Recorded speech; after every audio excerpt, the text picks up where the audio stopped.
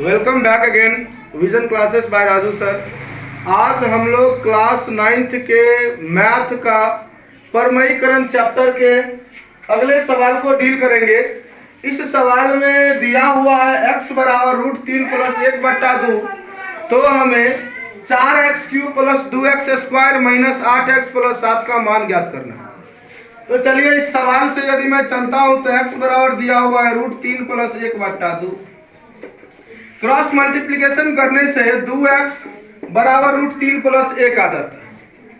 अब मैं रूट वाले को एक तरफ और बिना रूट वाले को एक तरफ रखता हूं तो हमारा ये 2x - 1 बराबर √3 आ जाता है। हम लोग इससे पिछले क्लास में पढ़े होंगे कि यदि हमें रूट को हटाना रहता है तो हम लोग वर्ग कर देते हैं। तो इसमें एक तरफ तो वर्ग नहीं कर सकते, इसीलिए हम लोग दोनों ओर वर्ग कर देते हैं। दोनों ओर वर्ग करने पर दोनों ओर वर्ग करेंगे तो 2x - 1 का होल स्क्वायर बराबर √3, 2x - 1 का होल स्क्वायर बराबर √3 का होल स्क्वायर। इस तरह से ये वर्ग हो गया। अब यदि मैं बात करूं तो a - b का होल स्क्वायर यहाँ हमें प्राप्त हुआ।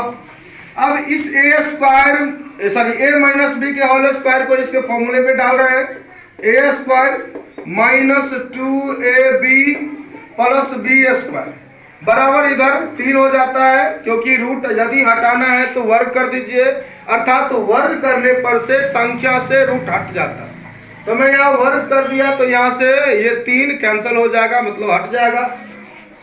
अब गुना करते हैं तो 4x² - 4x + 1 बराबर 3। इस 3 को भी हम लेफ्ट साइड में लेके आ जाते हैं तो चिन्ह में परिवर्तन होगा। यदि प्लस में है तो माइनस में, नहीं तो माइनस में अगर है तो प्लस में। तो मुझे यहाँ दिखाई दे रहा होगा सबको कि ये 3 जो है इधर बराबर के इस साइड प्लस में है, तो बराबर के लेफ्ट साइड में लेके आ रहा हूं तो माइनस में डाल दिया।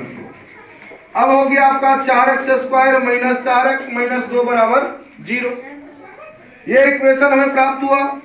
तो मैं क्या देख रहा हूं कि इस सबों में 2 कॉमन आ सकता है, तो मैं इसमें दो कॉमन ले रहा हूं। तो 2x² - 2x - 1 बराबर 0 मुझे ये प्राप्त हो गया। अब मैं